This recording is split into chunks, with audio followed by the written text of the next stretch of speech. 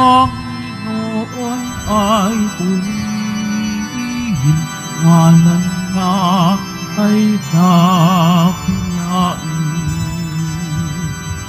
Panginoon, ikaw ang may likha, langit, dagat at lupa, buwan, araw at mga bituin, tanang lalang sa pagpawin. Panginoon ay purihin, ngalan niya ay dakilain.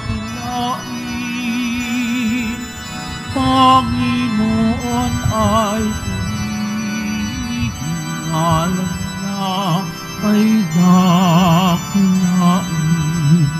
Ngalan niya ay dakilain. Sa ngalan ng Ama at ng Anak at ng Espiritu Santo. Amen. Sumainyo ang Panginoon. At sumaiyo rin. Mga kapatid, sa sandaling katahimikan, ating isipin at alalahanin ang ating mga nagawang kasalanan upang ihingi ito ng tawad sa Diyos at upang tayo maging karapat-dapat gumanap sa banal na pagdiriwang.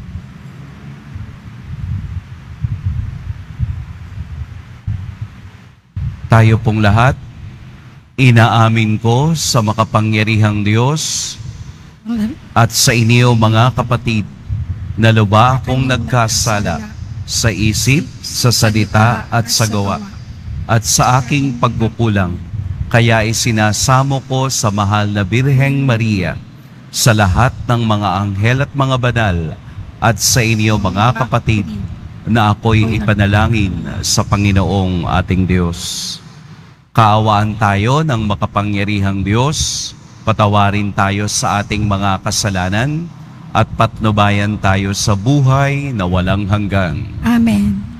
Panginoon, kaawaan mo kami. Panginoon, kaawaan mo kami. Kristo, kaawaan mo kami. Kristo, kaawaan mo kami. Panginoon, kaawaan mo kami. Panginoon, kaawaan mo kami. Ginugunita natin ngayon si San Juan Bosco, pari. Manalangin tayo. Ama naming makapangyarihan, inantig mo ang paring si San Juan Bosco upang maging ama at guro ng mga kabataan. Ipagkaloob mong kami madarang ng ngingas ng pag-ibig na sa kanya'y nagpaalab para ang kapwa'y pagmalasakitan at ikaw'y paglingkuran sa pamamagitan ni Hesukristo kasama ng Espiritu Santo magpa sa walang hanggan. Amen. Pagbasa mula sa Siya po ikalawang po lahat. aklat ni Samuel. Noong mga araw na iyon, inutusan ni David si Joab at lahat ng namumuno sa hukbo niya, gawin ninyo ang talaan ng bawat lipi ng Israel mula sa Dan hanggang Beersheba at dalhin ninyo agad sa akin. Iniulat ni Joab sa hari ang kabuuan ng lahat ng mga lalaking maaaring maglingkod sa hukbo. Sa Israel ay 800,000 at sa Huda naman ay 500,000.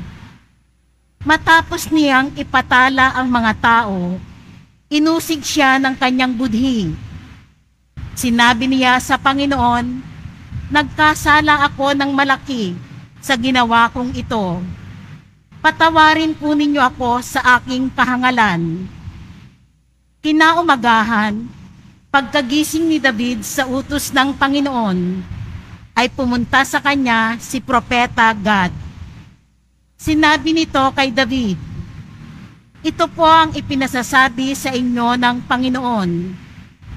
Mamili ka kung alin sa 3 parusang ito ang ibig mong gawin ko sa iyo.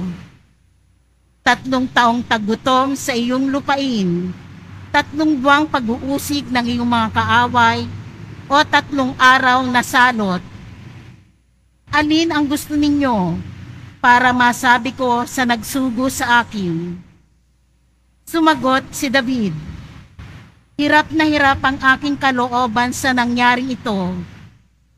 Yamang mahabagin ang Panginoon.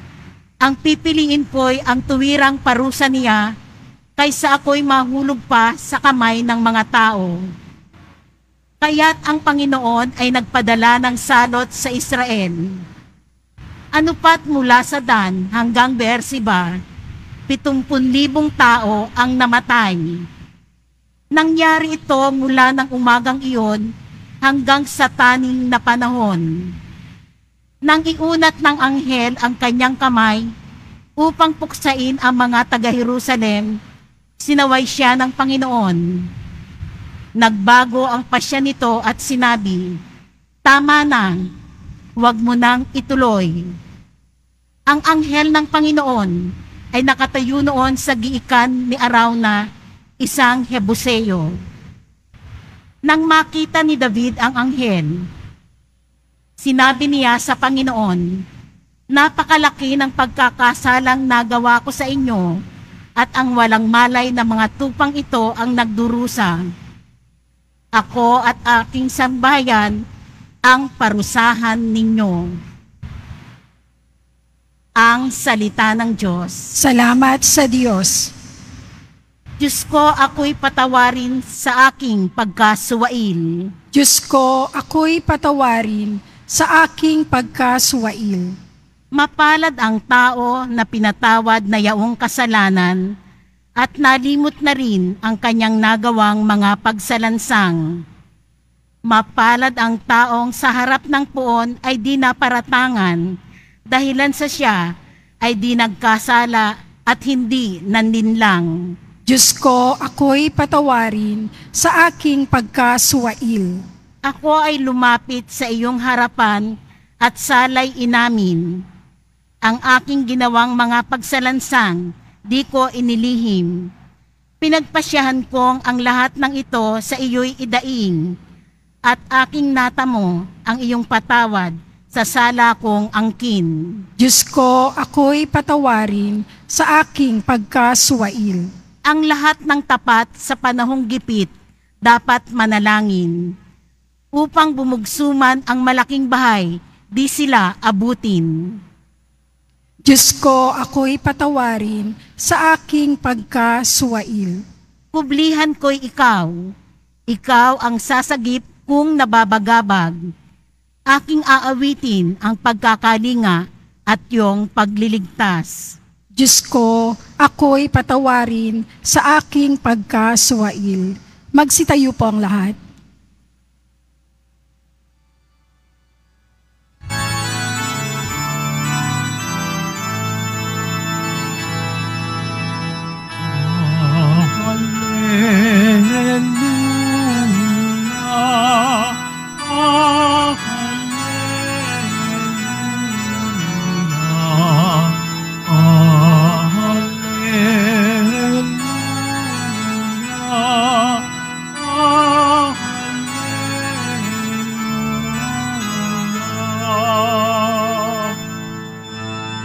Ang tinig ko'y pakikinggan ng kabilang sa aking kawan. Ako'y kanilang susundan. Hallelujah, hallelujah. Hallelujah,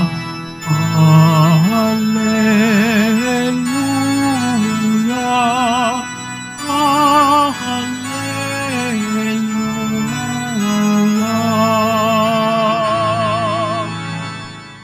Sumainyo ang Panginoon. At sumaiyo rin. Ang mabuting balita ng Panginoon ayon kay San Marcos. Papuri sa iyo, Panginoon. Noong panahong iyon, si Jesus ay nagtungo sa sariling bayan, kasama ang kaniyang mga alagad. Pagdating ng araw ng pamamahinga, nagturo siya sa sinagoga. Nagtaka ang maraming nakarinig sa kanya at nagtanong, saan niya nakuha ang lahat ng iyan? Anong karunungan itong ipinagkaloob sa kanya? Paano siya nakagagawa ng mga kababalaghan? Hindi ba ito ang karpinterong anak ni Maria at kapatid nina Santiago at Jose, Judas at Simon? Dito nakatira ang kaniyang mga kapatid na babae, hindi ba? At siya'y ayaw nilang kilanlin.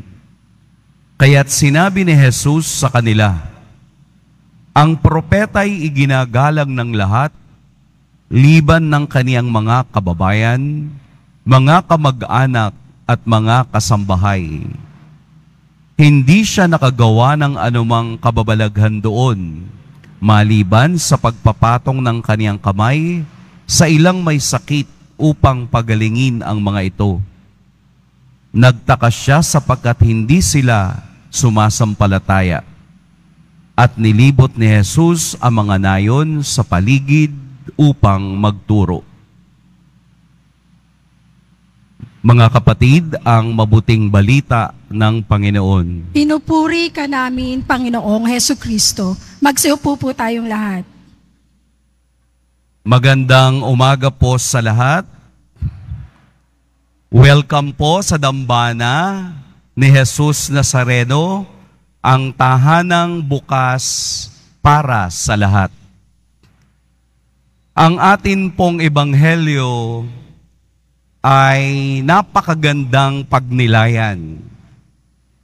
Yun bang pagkatapos na si Jesus ay maglakbay sa iba't ibang bayan ng Israel upang ipalaganap ang mabuting balita, magpakita ng iba't ibang himala, at magpalayas ng masasamang espiritu, kasama ng kaniyang mga alagad, siya'y bumalik sa kaniyang sariling bayan sa Nazaret.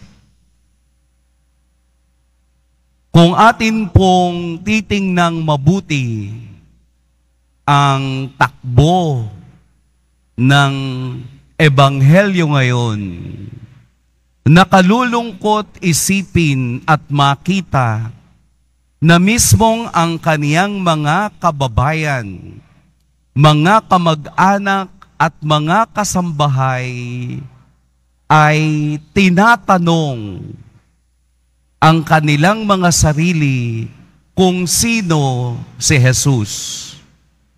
Bakit? Dahil nga po sa sinagoga, narinig nila kung papaanong mangaral si Jesus. Yung bang pagmamaliit sa kaniyang pagkatao, dahil kilala nilang anak ng karpintero na asawa ni Maria, kapatid nila Simon Pedro, at mga kapatid niyang babae. Dahil kilala nila ang taong ito, sila ay nagtaka at nagtanong kung saan niya kinuha ang kaniyang talino at galing. Ito po ang unang pagkakataon na si Jesus ay hindi kinilala sa sariling bayan. It is an experience of rejection. Kaya nga po nakalulungkot isipin o tingnan man lamang sa kaniyang sitwasyon na sana yung mga kasangbahay, kababayan, kakilala, ang unang magiging excited sa kaniyang pagdating dahil pwede niyang gawin kung anumang himala ang ginawa niya sa ibang bayan ay gagawin niya rin sa atin. Pero dahil sa kakulangan ng kanilang pananampalataya, sa hindi nila pagkakita sa kapangyarihan ng Diyos, Hindi halos gumawa ng himala si Jesus sa sariling bayan. Ano lamang ang kaniyang ginawa? Nagpatong ng kamay upang ang mga may sakit ay gumaling. Ito po yung pangyayaring tayong lahat ay kabahagi.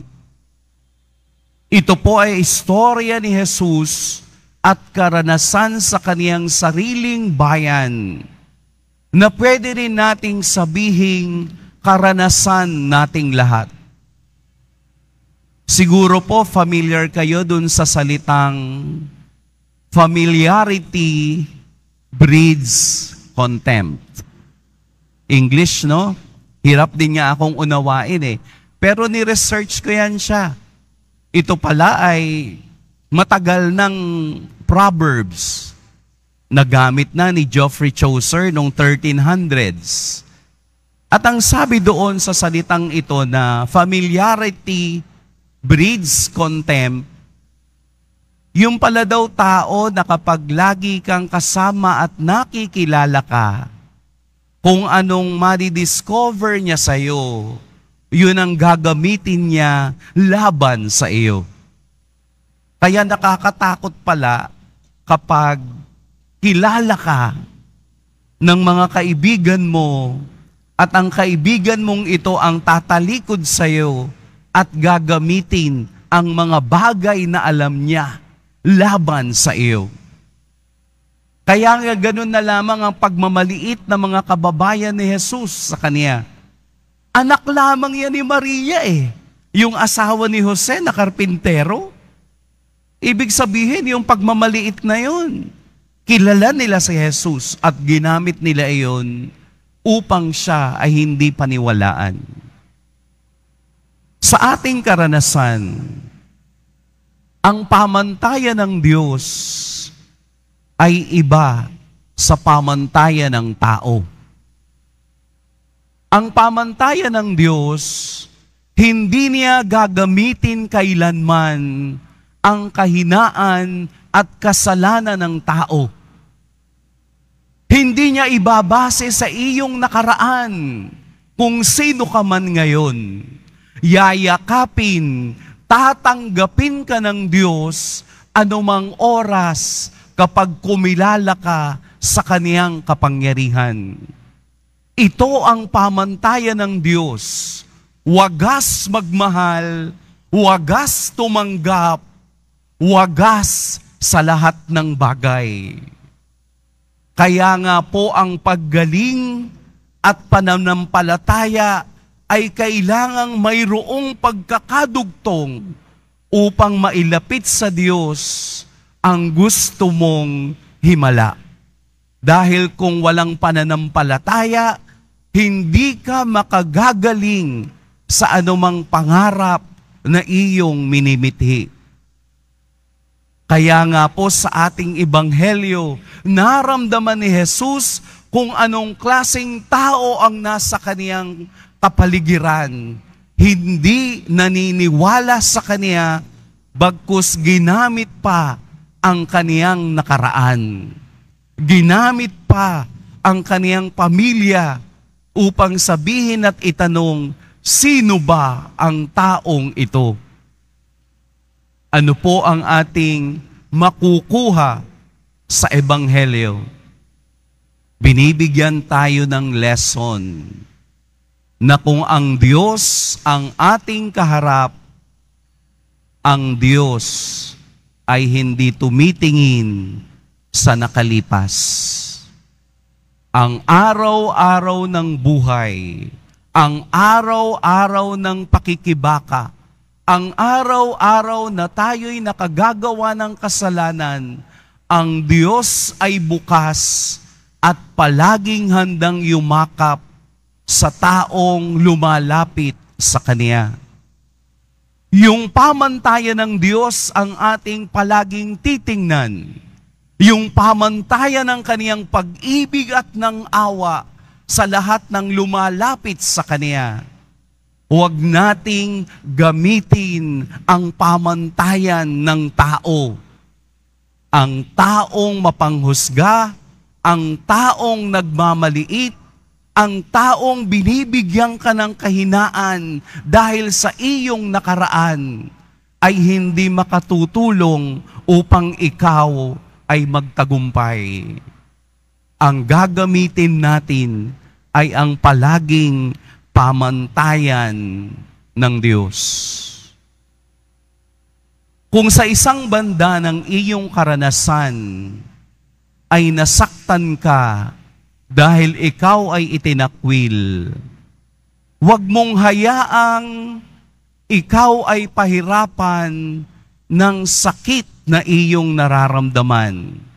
Huwag mong bigyan ng kapangyarihan ang kagagawa ng ibang tao upang hindi ka tumayo at lumaban. Gamitin mo ang awa at pag-ibig ng Diyos dahil sa katapusan, ang nagtitiwala at yumayakap sa kaniyang pag-ibig ay ang siyang nakakasama niya hanggang sa katapusan, maging hanggang sa kaniyang kaharian. Mahina tayo, opo, pero hindi hadlang ang kahinaan upang lumapit tayo sa Diyos sa araw-araw ng ating buhay. Makasalanan tayo, opo, pero hindi hadlang ang kasalanan upang tayo'y manumbalik sa kaniyang grasya at sa kaniyang pag-ibig. Kaya nga napakabuti ng Diyos, mayroon tayong pamamaraan, ang sakramento ng kumpisal, upang idugtong natin ang nawalang hibla ng grasya ng Diyos. Kaya tayo binibigyan palagi araw-araw ng biyayang itong bumalik sa Kanya, burahin ang nakaraan at muling ipinta ang ganda ng buhay. Ito ang pagbibiyaya ng Diyos kapag tayo'y lalapit at maninikluhod sa Kanya araw-araw. Huwag nating hayaang ang ating kahinaan na ginagamit na panglaban ng iba ang siyang magpaluhod sa atin. Bagkus ito ay maging enerhiya na sa ngayon iyan ang tingin mo. Pero ang tingin ng Diyos ay mas mataas kesa sa tingin ng tao. Ito po ang grasya, ito po ang biyaya na panghawakan natin kapag tayo'y palaging bumabalik sa dambana ni Jesus Nazareno. Kung nung unang panahon, siya ay bumalik sa kaniyang bayang Nazaret, tayo sa panahon natin, babalik at babalik tayo sa kaniyang tahanan dito sa Nazaret, kung saan ang kaniyang biyaya ay palaging dadaloy at bukas sa lahat ng may gusto nito. Kaya kung gusto mo ng pagpapala, kung gusto mo ng biyaya, yayakapin mo ang pamantayan ng Diyos na palaging tumitingin na ang grasya ay bukas sa lahat at gusto nitong tumanggap. Amen. Pagpalain tayo ng poong may kapal. Magsitayo na po ang lahat.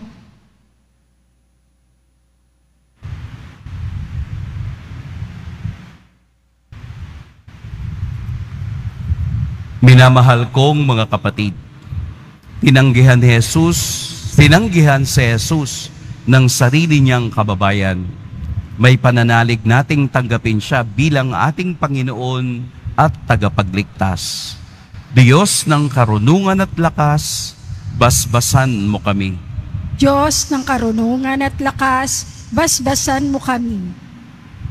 Ang mga namumuno sa simbahan, naway ipahayag ang salita ng Diyos na may katapangan at isabuhay ito ng may pananalig.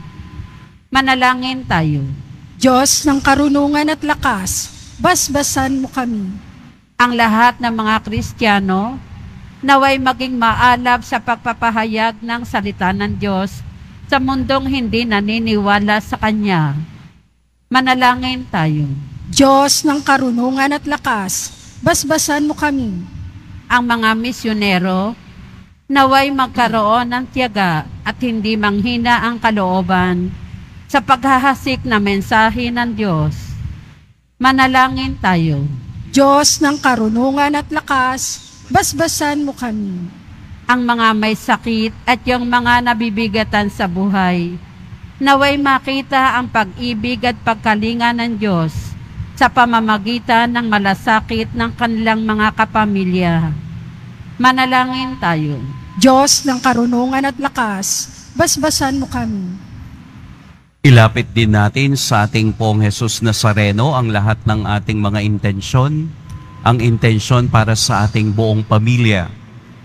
Atin din pong alalahanin ang lahat ng mga may sakit, naway patuloy silang biyayaan ng Diyos ng kagalingan at ang lahat ng mga kaluluwa sa purgatorio. Manalangin tayo. Diyos ng karunungan at lakas, basbasan mo kami. Ama, buksan mo ang aming mga puso sa iyong salita. Patawarin mo kami sa mga pagkakataong tinanggihan naming makinig. Hinihiling namin ito sa pamamagitan ni Kristong aming Panginoon. Amen. Magsiupo po ang lahat.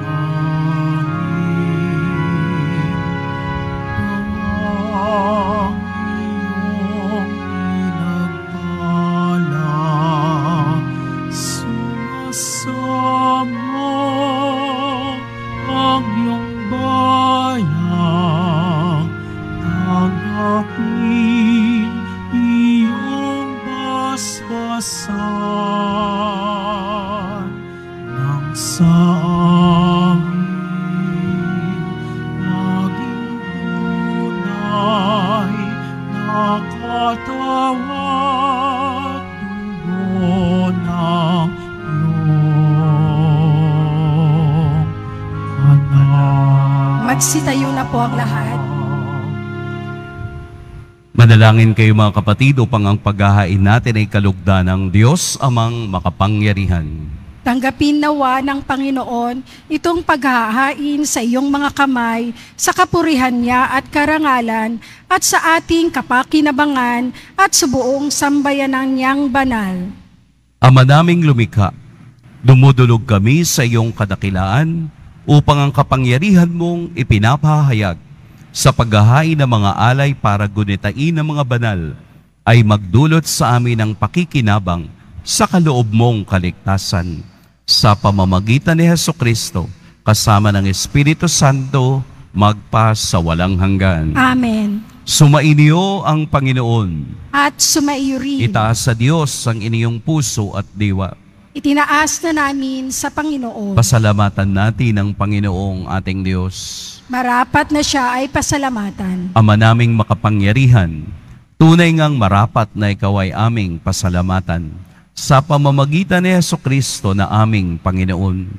Ngayong si San Juan Bosco ay pinararangalan sa pamumuhay niyang totoong uliran at pagiging maasahan sa panunungkulan. Kaya't si Hesukristo na maasahan sa katapatan ay inihahayag sa pangangasiwa sa sambayanan. Ang malasakit na mga ulirang tagapangasiwa noon ay nagpapatuloy magpahanggang ngayon sa mga panalangin kanilang inuukol kaisa ng sambayanan mong dito'y nagtitipon. Kaya kaisa ng mga anghel na nagsisiawit ng papuri sa iyo nang walang humpay sa kalangitan, kami nagbubunyi sa iyong kadakilaan. Santo, Santo, Santo, Panginoong Diyos ng mga hukbo, napupuno ang langit at lupa ng kadakilaan mo, o sana sa kaitaasan. Pinagpala ang naparirito sa ngalan ng Panginoon, o sana sa kaitaasan. Magsiluhod po ang lahat. Ama naming banal, ikaw ang bukal ng tanang kabanalan. Kaya't sa pamamagitan ng iyong Espiritu, gawin mong banal ang kaloob na ito, upang para sa amin maging katawan at dugo ng aming Panginoong Heso Kristo. Bago niya pinagtiis ang kusang loob na maging handog, hinawakan niya ang tinapay, pinasalamatan kaniya, pinaghati-hati niya iyon, iniabot sa kaniyang mga alagad at sinabi, "Tanggapin ninyong lahat ito at kanin, ito ang aking katawan na ihahandog para sa inyo."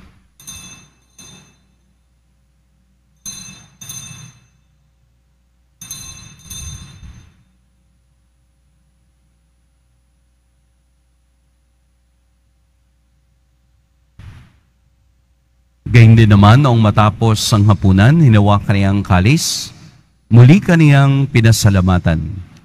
Inabot niya ang kalis sa kanyang mga alagad at sinabi, "Tanggapin ninyong lahat ito at inumin, ito ang kalis ng aking dugo, ng bago at walang hanggang tipan, ang aking dugo na ibubuhos para sa inyo at para sa lahat, sa ikapagpapatawad ng mga kasalanan. Gawin ninyo ito sa pag-alala sa akin."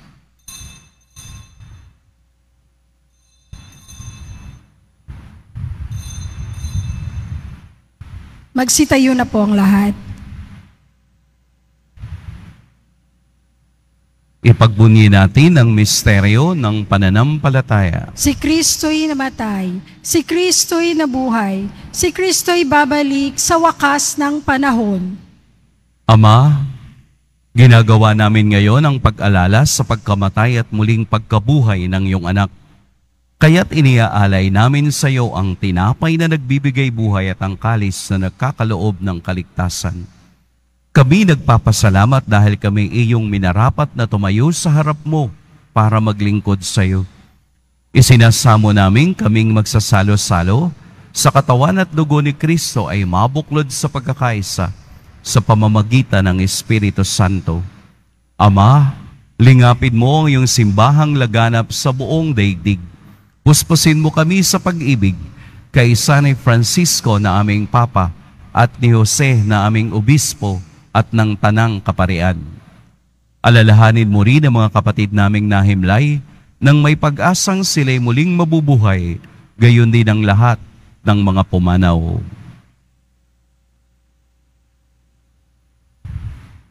Kaawaan mo sila at patuloyin sa iyong kaliwanagan. Kaawaan mo at pagindapating kaming lahat na makasalo sa iyong buhay na walang wakas. Kaisa ng mahal na Birheng Maria na ina ng Diyos, ng kabiyak ng puso niyang si San Jose, kaisa ng mga apostol ni San Juan Bautista, at ng lahat ng mga banal na namuhay dito sa daigdig ng kalugod-lugod sa iyo, maipagdiwang nawa namin ang pagpupuri sa ikararangal mo sa pamamagitan ng iyong anak na aming Panginoong Heso Kristo.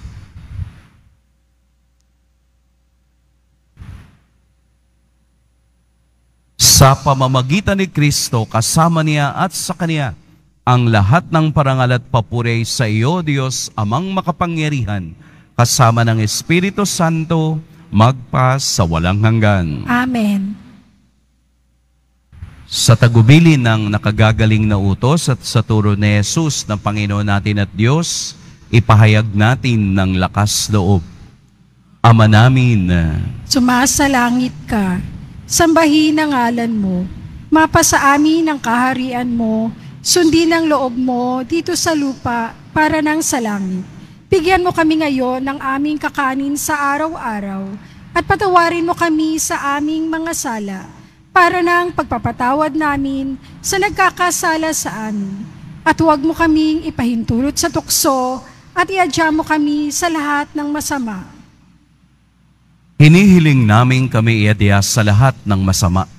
Pagkalooban ng kapayapaan araw-araw, iligtas sa kasalanan at ilayo sa lahat ng kapahamakan, samantalang aming pinananabikan ang dakilang araw ng pagpapahayag ng tagapagligtas naming si Hesukristo. Sapagkat iyo ang kaharian at ang kapangyarihan at ang kapurihan magpakailanman. Amen. Panginoong Hesukristo, sinabi mo sa iyong mga apostol, kapayapaan ang iniiwan ko sa inyo, ang aking kapayapaan ang ibinibigay ko sa inyo. Tunghayan mo ang aming pananampalataya at huwag ang aming pagkakasala. Pagkalooban mo kami ng kapayapaan at pagkakaisa ayon sa iyong kalooban, kasama ng Espiritu Santo, magpa sa walang hanggan. Amen. Ang kapayapaan ng Panginoon naway laging sumainiyong lahat. At sumaiyo rin. Magbigayan kayo ng kapayapaan sa isa't isa. Kordero ng Diyos na nag-aalis ng mga kasalanan ng sanlibutan, maawa ka sa amin. Kordero ng Diyos na nag-aalis ng mga kasalanan ng sanlibutan, maawa ka sa amin. Kordero ng Diyos na nag-aalis ng mga kasalanan ng sanlibutan, ipagkaloob mo sa amin ang kapayapaan. Lumuhod po tayong lahat. Narito si Jesus ang araw-araw na bumabalik sa ating mga puso. Ito ang kordero ng Diyos. Ito ang nag-aalis sa mga kasalanan ng sanlibutan. Mapapalad ang inaanyayahan sa kaniyang piging. Panginoon, hindi ako karapat-dapat na magpatuloy sa iyo. Ngunit sa isang salita mo lamang ay gagaling na ako. The body and blood of Christ.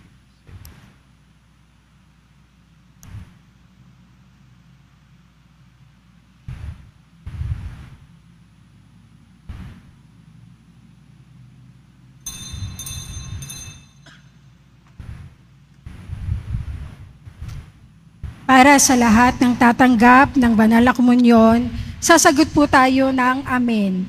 Pagkasabi ng pari o ng lay minister ng katawan ni Kristo at isubo agad sa bibig bago umalis sa harapan ng pari o lay minister. Sumunod po tayo. Maraming salamat po.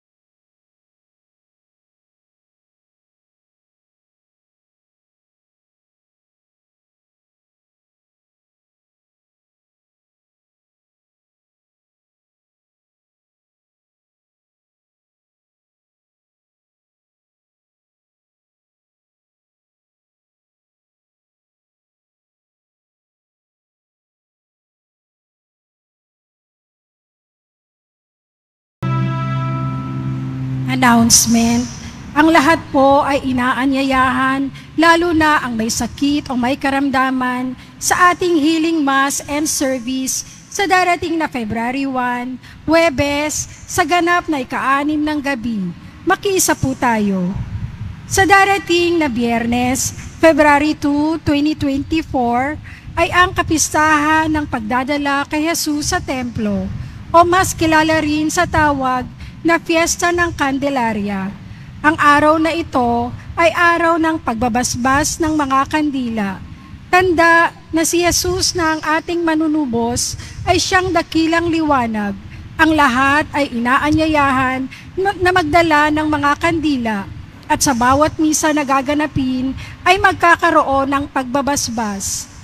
Sa lahat po ng may mga lumang palaspas na ginamit noong linggo ng palaspas, maaari ninyo na pong dalhin sa simbahan ang mga ito.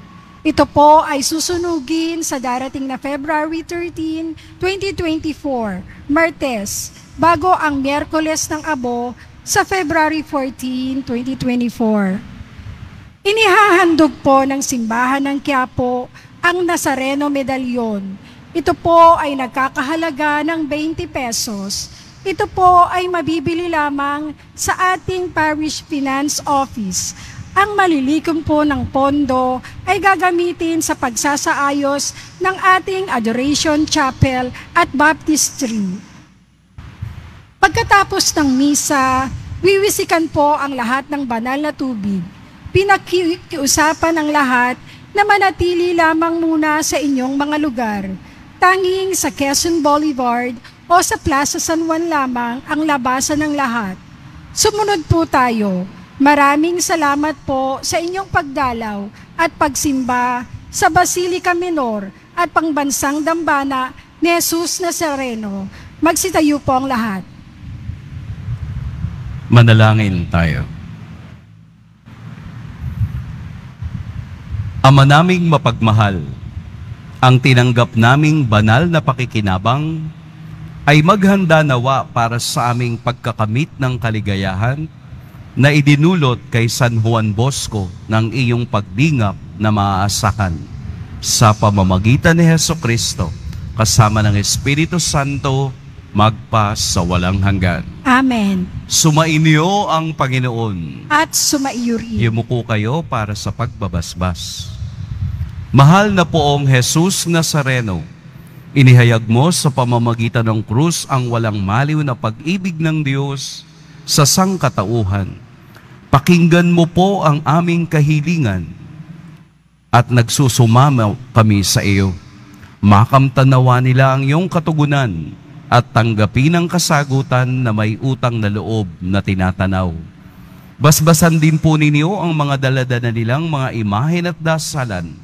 Sa pamamagitan ng bendisyon na ito, naway maalala nila ang mga pangako nila noon sa biniyag, na ikaw ang kanilang iibigin at paglilingkuran bilang Panginoon magpa sa walang hanggan. Amen. At pagpalain kayo ng makapangyarihan at mapagmahal na Diyos, ang Ama at Anak at Espiritu Santo. Amen. Tapos na ang ating pagdiriwang, humayo kayong taglayang kapayapaan ng poong Jesus Nazareno. Salamat sa Diyos.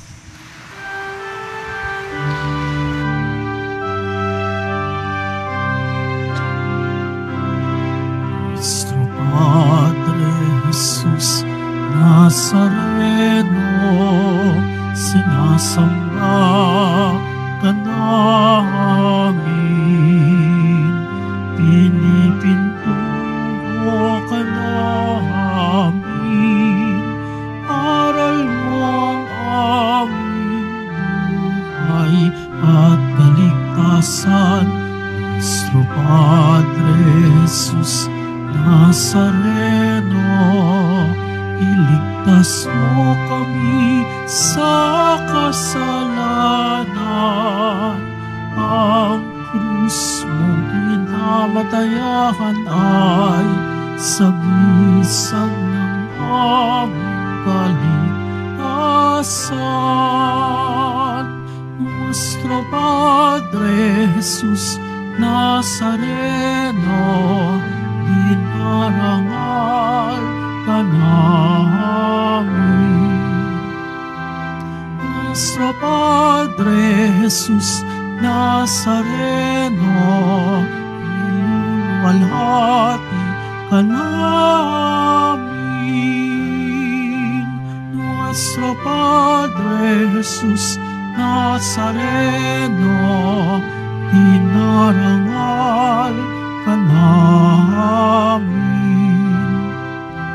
Nuestro Padre Jesus Nazareno, niluluwalhati ka namin.